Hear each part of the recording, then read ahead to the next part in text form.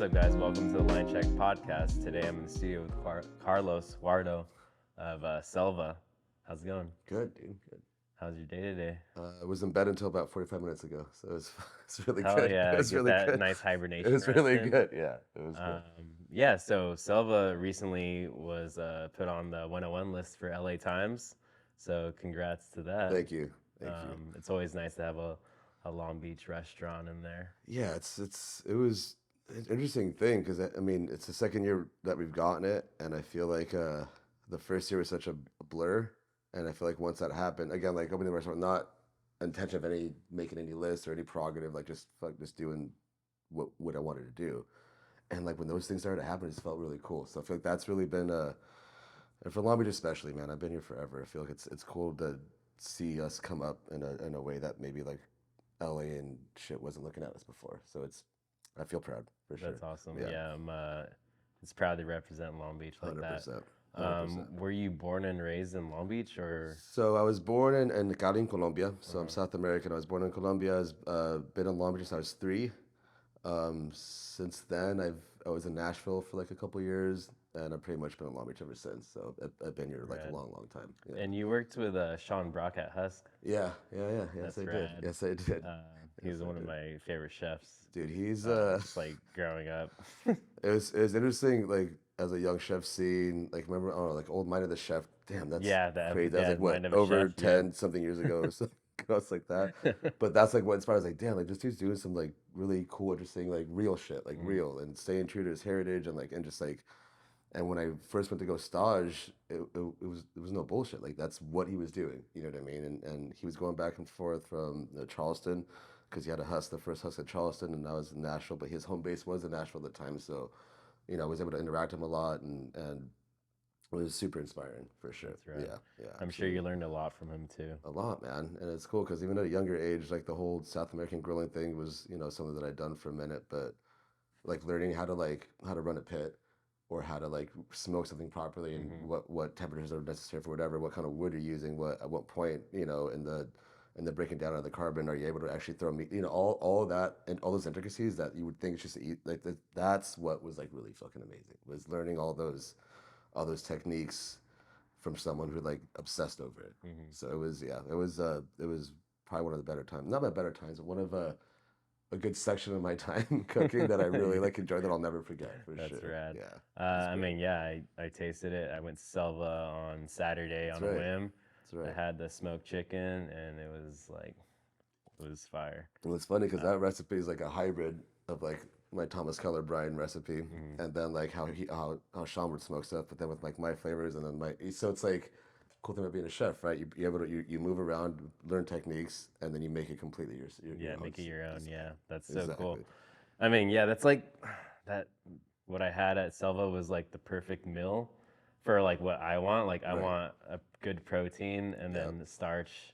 Exactly. And the beans and rice. It's like a mama's meal almost. You know what I mean? Like just like comfy stuff. That's what I want that to be my go-to when I go eat out. So yeah, you guys are doing something right over there. So it's really good. Yeah. So tell me about Test Kitchen Tuesdays. That just started about like a month ago. Month and a half, I think. So originally, I mean, I wanted to do this for we've been open almost 2 years, and I've been wanting to start. I want to do this a while ago. We finally got a few of them down, and it's really just to like A, to create a little extra revenue, B, really to like, Selva's very casual, right? It's very, very casual. It's all family style, a couple small plates, like everything's supposed to be something like a small like dinner party, or just having a good time. And I feel like this setting, which is like a lot of my background's a lot of fine dining and like kind of Michelin stuff, that like is kind of always gonna be in my backbone. You know what I mean? And I feel like this is a way to kind of like just like not give a shit and kind of have fun with it, and doesn't have any. I'm in a box at Selva and saying it's like Colombian and South American. That's kind of like the premise of the concept, right? With this, it's like there shouldn't be any rules. I'll be able to like freely do whatever I want to do, whatever type of style of cuisine or flavor profiles, not omit any type of ingredients just because it's not from South America, which is like generically what I do for our regular dinners. So it's fun. It allows me to express my creativity in a way that I can't really do, normally in our normal setting. and make it a little weird and a little funky, which is like what Long Beach is. It just Yeah, feels kind of yeah. fun. I mean, it's cool to see like this reverse engineering of a restaurant. You know what I mean? Right, Because usually people like chefs, if they have fine dining Michelin background, they want to open a Michelin type right, restaurant right. instead of doing like what's gonna sell to Long Beach first. Yeah, So you guys yeah. made Selva to what caters to the people of Long Beach, and winning them over first with something that's like is The open to confidence their of like, idea, right, and right. then you're running with the test kitchen, Yeah. which can like, oh, okay, I trust you now. I Right, dig your food. right, Now I'm right, gonna go see what right. this is all about. Exactly. I So mean, it's cool to see that. that's a good way to put it. I feel like because like I mean, and the downside of like I never wanted to. I still don't want to ever open up a Michelin restaurant. It's literally one of my. I have a few my staff. I have this indifferent perspective to Michelin that I feel like not many of my counterparts share. But I just I would hate to have that to be something that I want to like get for some reason. I feel like I being in the restaurants that I had before and like having that not that the pressure's hard, it's just like you lose sight on the fucking food. You know what I mean? Like I opened Selva to make fucking delicious food. Whatever comes from that, I'll take it. That's beautiful. People appreciate it, whatever. You know what I mean? That's great. But if I'm gonna open up a place specifically because I want a certain accolade or because I want this, because I know what they look for and I know what checks I have to mark off to make sure that because I know what that for me, I will never fucking do that. Yeah. I never will do that. I don't want it. I have nothing. Of course, my phone's ringing. I'm gonna put it on silent. Fuck. Chef, kitchen's on fire. Just kidding.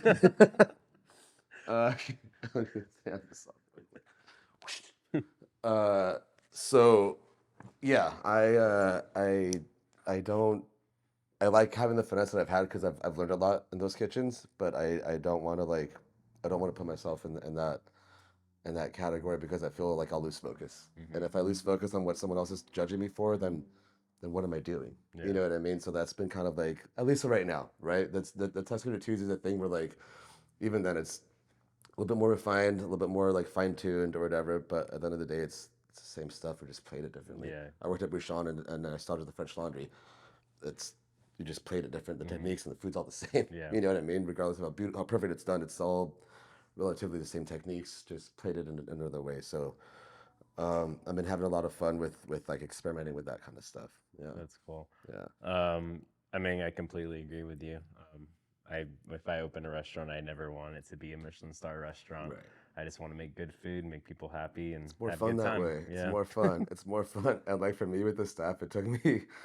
I mean, I went from being so I took a few years off of like doing restaurants, and I think I mentioned this earlier. Like I kind of went some food styling gigs and recipe development and a corporate gig here and there and whatever. Um, and then like never think I'd really get back in the kitchen. So like going from like opening a Michelin restaurant to then going corporate, all this freelance stuff to like now being in the position I'm now is kind of like I wasn't really expecting it. It was kind of a thing of like, all right, how do I create the culture in this kitchen in this restaurant where it wasn't like how I felt most of the time in the Michelin restaurants that I worked at, where my gut was in my stomach every fucking day. I wanted to go into work and be like stoked. Have everyone's like looking forward to coming in. Everyone's feeling inspired. The energy's high. There's no added stress for no particular reason, just because of whatever. Because like, what if a guy's sitting there and you drop the fork and you're not there in 30 seconds? Like, get the fuck out of here with that shit. I don't give a throw another fork at the motherfucker. Doesn't matter. It's like just come in, have a fucking good time, make sure the staff and everyone is fucking set, and then from there, as the totem pole goes, right? If I'm in a shitty mood, unfortunately, the rest of the staff's gonna feel that. So if I put myself in a good perspective, and then all flows, then the customers are eventually gonna, of course, feel that ripple effect. That's all we care about. I want everybody to go in and forget about the life a little bit, get lost in the my loud music, because my music's always louder at the restaurant than what some people like to have it. But I feel like that sets you up in a mood music, where it feels like yeah. you're supposed to feel transported somewhere else. You're supposed to feel like you're somewhere else. I feel like that kind of helps with that. So yeah, that's kind of like. Hell yeah. I mean, when we were there, you're just talking about like I was able to make the ambiance. This is like my Right, ambiance. This is yeah. the music that I want to play. Exactly. I This mean, is how I want it to it's look. my playlist. I chose the paint on the walls, the light fixtures. I had my artist, Cassie, Cassandra, who helped me do, the mural and the branding and all that stuff. And I feel like everything that we chose was on purpose. You know Yeah, what I mean? exactly. Specifically for that reason, to create a certain vibe, which is like the best times I've had eating out. I've been on a date or a couple friends that were on a group, and we just are just like lost in the space with in this restaurant where we're all having a good time. So I give that at least one person, 5 days a week. I'm stoked. That's Yeah, yeah, yeah, exactly. Hell yeah. yeah. Okay, I'm gonna ask you a question. Might be a hot take. Talk to me about this hot Cheeto fried rice. All right, so I was super stoned in bed, I figured. and then I think I watched a Cheeto movie. I was just like, "Fuck, I dude!" watched Like, it too. yeah, I was like, that was also what a beautiful, inspiring story. That's some true like It is. LA, US stuff, right? Like Yeah. to come up like that. And I'd spent a little time in jail, so I'm familiar with spreads. And it's Hmm. it's like a kind of a mash like of of like ramen noodles, and we throw like Cheetos and hot cheese in Hmm. there and give it like a whole nother texture. And I remember that like that texture was like really interesting. It's like fuck, like what if we tried it like in our chaufa, and but like fry the Cheetos in with the meat first, and then kind of like and we started to taste it, and like it wasn't we're just like dusting Cheetos on top of shit. Like Hmm. we're cooking it with it.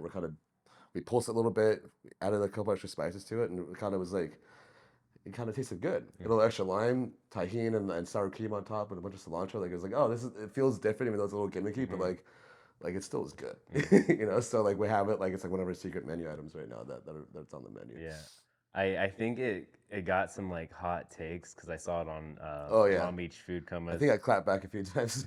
page, and I just saw it and I was like I look at dishes on Instagram, whatever, and people want to say they're stupid or how Yeah, dare you of course, put a dish like this? of Don't you have course, integrity of and course, all this other of stuff? course. Yeah, And when I'm looking at it, okay, you're a business owner right, and you're a chef.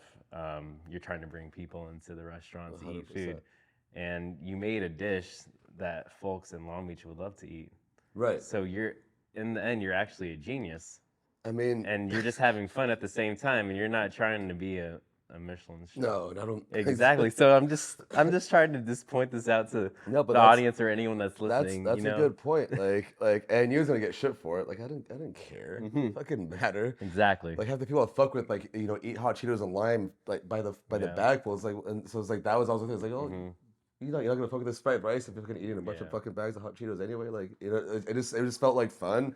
And like I don't know, like and I went to Wilson, so like in Wilson they would give us like the hot Cheeto bag with lime juice and nacho cheese. They get all soggy. Like even those last little bits were like delicious, Yeah. right? So like Yeah. All the that's powder. kind of Yeah. yeah, that's kind of what that would remind me of. So Yeah. it's like, all right, this is this there, and I had a few times that I sent that dish out, and she'd be like, hey, like they like really like this. Like it felt like they like it brought back some. It's like yeah, it's a sense of Hmm. nostalgia that kind of comes Yeah. in with that a little bit too. So that that was Yeah. fun. And also, like, how many chefs started cooking because they were high? Can I just point that Right, out? My right. chef is a big stoner, and he's like, I Dude, started cooking because I would make shit up and be creative, whatever I had in the a kitchen, hundred, and I was just a super hundred stoned. percent, a hundred So, percent.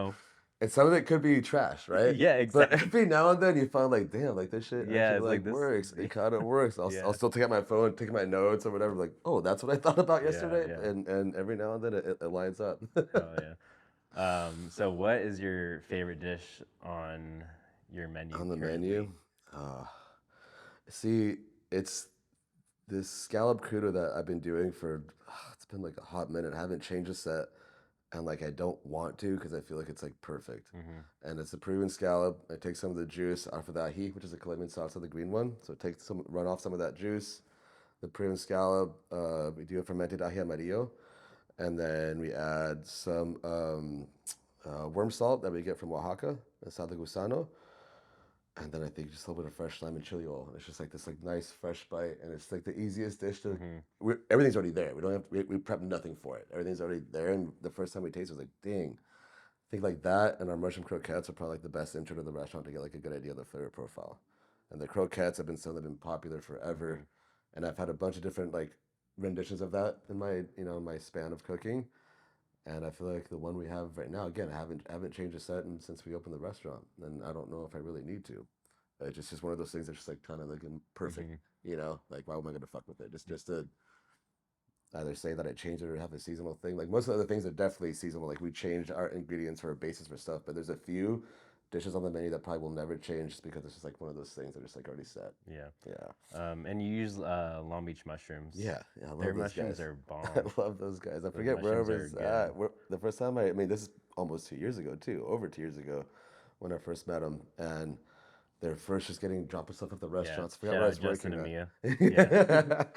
And they're like, "Can we bring you a sample?" I was like, "Yeah, sure, of course." And, like cooked it with nothing, just in a pan, neutral oil. It's like this is the most fucking amazing mushroom I've Yeah. had in a long The time. oysters. It's not something foraged. It's not like it's not a morel or whatever. You know, it's just like these are just some beautiful oysters and blah blah blah, and they were amazing. They're moist. Since then, Always moist. I've only I've only used those guys. Dude, they're I great. love the lion's They're mane. great. Oh, I The know that's lion's mane is just like I want to it's do. There's so it's much things you can do with that exactly lion's just because the mane. structure of it, right? Like Yeah. the way that you can mess with it is Hmm. it's there's a lot of There's a possibilities. lot of Yeah, possibilities. Like yeah. fuck all the vegan, like weird processed stuff. Like you just go get a lion's mane from Long Dude, Beach a hundred mushrooms, and then percent. you can make something fantastic. Bread it, Dude, whatever. 100%. You make a hot chicken Corn sandwich starch out of it. that thing. Yeah. You could You can do turn it to steak. 100%. Yeah, You could sear baste it, it, baste it, all kinds of stuff. cut into steak. Seriously, go to Long Beach Yeah. mushrooms. Go buy lion's mane, And then at the markets too with the grow kits and shit that they Mhm. have. Yeah, Yeah. they're rad, dude. Yeah. I'm stoked that they're doing as well as they are right now. That's awesome. So, how was you went to the 101 like This last year, yeah. reveal party Yeah, thingy? yeah. How was that? It was good. It was cool because you know, Amatoli's there that they've been in there I think the last 3 or 4 years, and I you know Dima just does such a good job Hmm. over there, and I feel like you know very blessed to walk in and have like a few of the Long Beach homies there. You know what I mean? Hmm. It was good. It's always a good time. And most of my time was spent in LA. So like I know a lot of the chefs there. I've worked at a lot of the restaurants and Hmm. stuff. So like the first year that I went was kind of like I was really awestruck in the sense of like I've always been like a you know a chef de partie or a sous chef or Hmm. like a senior sous or whatever. I've never like been Been there the on my chef, own thing. yeah. Yeah, so it's like it was weird. Like Yeah. the fuck are these people from Long Beach? Yeah. And Amatoli's I've been known because I think she's got some other stuff going on or wherever, and so it's just kind of like it's kind of like an aha moment. Like oh man, like this is cool. Like these are the people that like had mentored me or that Mhm. I've always looked up to and all this stuff, and now we're like on a similar list together. It was which is also knowing, right? Mm-hmm. It goes back to the Michelin thing. Yep. Like I almost wish I didn't because now I'm in my head. It's like we got to make sure you know. It's Yeah. just this whole. It's like God damn it. And I mean, that goes the back to that, 101 list is political, right, as 100%. most people A like to hundred say, and percent, 100%, and that's the other thing yeah. with all these things. Like Michelin is very political. I feel like every listen of the day, like I never pay to play. I will never sell out in that sense. I feel like Mhm. that's a ridiculous way to go. But like when things like that come, like I have to take it as it comes. I guess I don't Yeah. know, but it was cool. It's always a good time too. At the end of the day, like I get invited for free because I'm on the list. Yeah. I get to eat and fucking There's drink for fucking Sonora time. Town over there. Yeah, it's like fuck And yeah, then yeah, most Sonora Towns exactly, coming to Long Beach. exactly. It's like shit, let's go. That's Yeah. things like that make me really happy, right? Like seeing, and the fact that list is very you know there's a variance of like of more cultural cuisine. Uh, I feel like again it is political, but it's also fun to like just to see kind of what you know what the standards are across the Yeah. board, and there only being a few restaurants in Long Beach that come out on that list. I feel like it's really cool to see that people you know because you look at like all the on the map like all the dots. It's like there's like Mhm. And then there's there's like three. like right exactly. So Um, I Yeah, like that. I and then like you that have all the aspect. people that are restaurants that are always on the list every year because The Jonathan Gold classics, made it the standard. Like a hundred percent. these are Jonathan Gold's favorite Yeah. restaurants, So so these will never no leave. matter what, you can't take those off But because right. yeah, it's just cool to see the list and then see newcomers on there and like having you be your second time and then Absolutely. Amatoli being their third. I think it's the third or Yeah. fourth, right? So it's nice. Like we'll take it. No, yeah, right. We'll I'll take it. yeah, yeah. Absolutely. Hell yeah. Yeah. That's rad. I was gonna ask you, what are your favorite places to drink in Long Beach? Oh, that's a dangerous question. I know. I mean, it is very known that I live across the street pretty much from Reno Room in 36, so I go to Reno in 36 fairly frequently.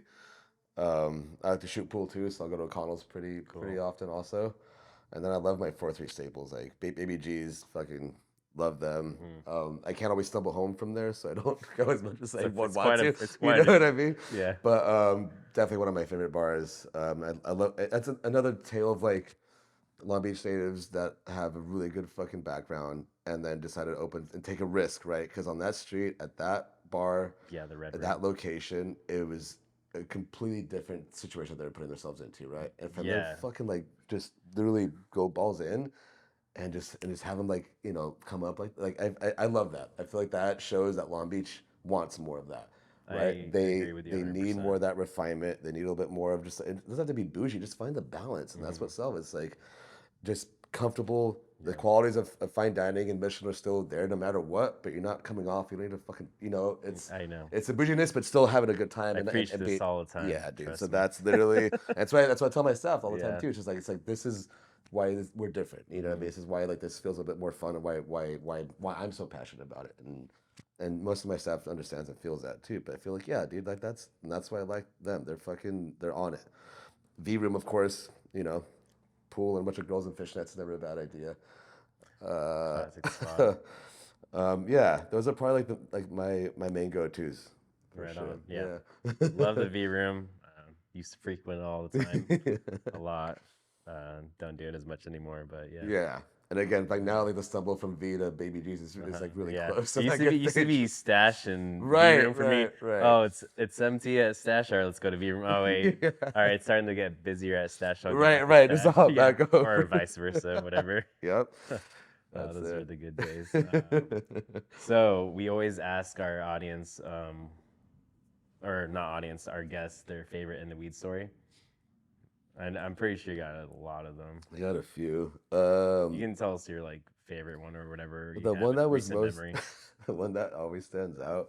Uh, Friday night, I was at Red Medicine, probably like 3 or 4 months before we closed. That was for Jordan Kahn, and he's the same chef that had Hmm. Vespertine Yeah. and Destroyer. Friday night, I'm working hot. I think there's two of us on hotline that night. So I'm saute and fry, and my counterpart was on like plancha and grill or something. And it's like 6:15.